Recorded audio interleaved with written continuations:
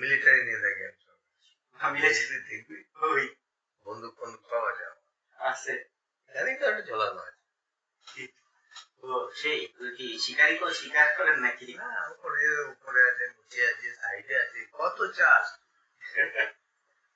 তোদের এরা সেই বুয়োচোরা যেন বলছিল চাইডা লেগে 4 দিনে আমরা কলকাতা করবো ইনশাল্লাহ। তাও তাকে তার বাড়িতে এটা সব ফোন করেছে সাংবাদিকরা ফোন টোন করেছে, সে বলে আরে আমার দাদুর কথা ছাড়ে। হ্যাঁ কেন বলে উনি তো হাগিস করে ঘুমন। আপনাদের এখানে তো এখন আগে মনে হয় টুরিস্ট আসতো, এখন তো মনে হয় সবসময় আগেই তো ব্রিটিশ ছিল বেরিয়ে গেল। আমার খালি থাকে না, আমার আপনি শুধু করার এটা দিয়ে আবার বুকিং এর কাগজটা নিয়ে ভিসা অ্যাপ্লিকেশন করেন। জানি সেটার জন্য তো প্রবলেম না, ওইখানেই তো প্রবলেমটা তো হয়, ক্যান্সেলটা তো করে না, ওই ভিসা পেলো না বসে রইলো ঘরে। আমার তো ওটা দেখাচ্ছে আপনি তো ফোন আর খেলালি বল আপনার যাকে পারলি তাকে গেলাই নাকি ওপেন যাকে পাবো তাকে গেলাম ওপেন খেলা। আমি যাইনি আন্দোলন, এরকম লাস্টের দিন গেছি। আন্দোলন মানে জানবি আর বাওয়ালি হবে, বাওয়ালি করবি চলে আসবি। যখন দেখবি ফৌজ টৌজ আসছে কি চাপ বেড়ে গেছে, ফৌজ তো কিছু করবে না, ফৌজ তো মোটামুটি ঠান্ডাই ছিল, ফৌজ একটা গুলি ছড়ে। কি বলেন দাদা আপনি ফৌজ দেশে আছে? ওনারা একটু 2-3 হাজার মানুষ মেরে ফেলছে ফৌজ। হ্যাঁ আমি তো শুনলাম পুলিশ গুলি, হ্যাঁ পুলিশও চালাইছে, পুলিশই যে মেইন পুলিশই মেইনলি চালাইছে। তো ফৌজ তো নামেন কেমন, ফৌজ কি ফৌজ মানে মিলিটারি মিলিটারি কিছু মিলিটারি আমাদের পক্ষে ছিল, মানে সাধারণ জনগণের পক্ষে ছিল, এই জন্য তো পারছে চুপচাপ ছিল। হ্যাঁ হ্যাঁ মিলিটারি তেমন কোনো রোল প্লে কিন্তু আধুনিকতা আবার ঢুকবে কি করবি, ভারত তো ছাড়বে না। ডোনাল্ড ট্রাম্প বলে দিয়েছে মোদি তুমি দেখো, মোদি তো হাসিনার মধ্যে মধ্যে যাবে। হ্যাঁ স্বার্থ আছে, এই জন্যই তো স্বার্থ ছাড়া কি কেউ এরকম করে? ভারতের স্বার্থ আছে। এখন আমাদের দেশে ভারতের কথা শুনলে মনে করেন যে আগে যেরকম একটা ইয়া ছিল, এখন একদম মেন্টালিটিটা চেঞ্জ হয়েছে। আগে অন্যরকম ছিল, এখন কেন হলো, মানে কি কারণে হলো? আমি শেখ হাসিনা হলো, শেখ হাসিনা তো ভোট করতে দেয়নি না, কখনোই দেয়নি।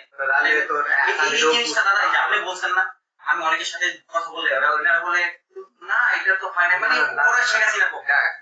ব্যাপারটা সেটা নয়, যদি তোর অপোজিটে যদি বিএনপি যদি কিছু না হোক, ধর অন্তত 70% তো শেখ হাসিনা পেলো, 30% তো বিএনপির কাছে থাকবে। কিছুই দিত না বিএনপি, জিরো ওই শেখ হাসিনা এই যে যেই আসনে ভোট হয় ওই আসনে সব একটা না দুইটা ভোট দেখা বিএনপি পাইছে, বা খুব কম। যে দাঁড়াইছে বিএনপি হ্যাঁ পরিবারের ভোট গুলা সেটাই, আপনি দাঁড়ালে আপনার পরিবার আপনার ভোট দিবেন, আপনার পরিবার গোষ্ঠী মিলে তো আপনি না হলে 100টা ভোট পাইতেন, 100টা ভোট সেটা হয়নি না। তো কিন্তু কি আমাদের দিল্লির গভর্নমেন্ট, কি আমাদের দিল্লির গভর্নমেন্ট এবারে পড়তে পড়তে বেঁচে গেল, মানে তোর টাকা দিয়ে দিল আমাকে না। দিল্লিটা তো ওদের স্টেট, আমি বলছি অল ইন্ডিয়া যে ভোটটা হয়, আমাদের তো 2 রকম ভোট আছে, স্টেটের ভোট আলাদা, রাজ্যের ভোট আলাদা, কেন্দ্রের ভোট আলাদা। কেন্দ্রের ভোটে তো মানে বিজেপি অনেক লাফালাফি করলো, তারপরে যখন ভোট এলো, ভোটে দেখা গেল যে মানে একা তোর নাম্বার ক্রস করতে পারছি না। এখানে তোর ওই দুটো আলাদা পার্টি,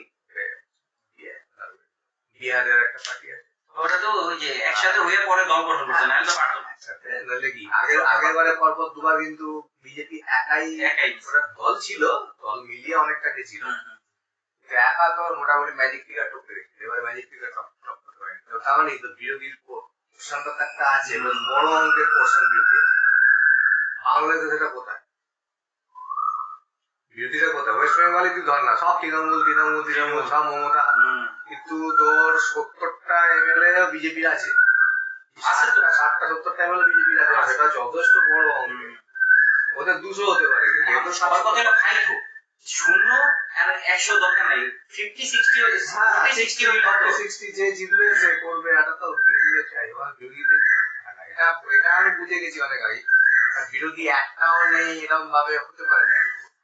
এটা মানুষ এখন আপনি বুঝছেন দাদা, ঠিক আছে, আমি এই ব্যাপারটাই বুঝেছি। তবে একটা জিনিস, ওই সুযোগটা তো এরা নিচ্ছে, ওই টেররিস্টরা এরা টেররিস্ট টেররিস্ট বলতে ওই যারা সব ওই ইয়ে করে আইএসআই এর কথা তুলছে ওইটা হইলো না একটা মিসআন্ডারস্ট্যান্ডিং আছে দাদা। একটা হলো আইএস এর কথা, আরেকটা হলো কি এমন করেন যে আপনাদের একটা মেইন থিম আছে না ধর্মের, আমাদের একটা মেইন ই আছে লাইন আছে, ওই পতাকাটা এই কালো কালার যে পতাকাটা আছে না, এটারই হয়তো মানুষে ভাবে যে ও ওটা রাইজের না না না এটা তো এই ইয়ে লেখা থাকে সাদা সাদা, আলোর ভিতরে সাদা লাইন আছে রাইজের কথা না না, ওইটা হইলো মানে ওইটার ভিতরে আমাদের ধর্মের মেইন থিম রেখা গেছে আর কিছু। ও আচ্ছা আচ্ছা ওই আর আরবি ভাষায় লেখা হ্যাঁ আরবি ভাষায় লেখা। ওটা বলতে আইএসআই এর কথা এটাই তো মিসআন্ডারস্ট্যান্ডিং, মানুষের যা বুঝে তাই বলে যে আমি একটা জিনিস দেখছি, আমি এটা রিসার্চ করি যে আসলে এটার মিনিং দেখ না, যেটা দেখছি মন মন করে এটাই বলে দিতেছে, এটাই ছড়াই দিতেছে, মানুষ এটাই বিশ্বাস করে।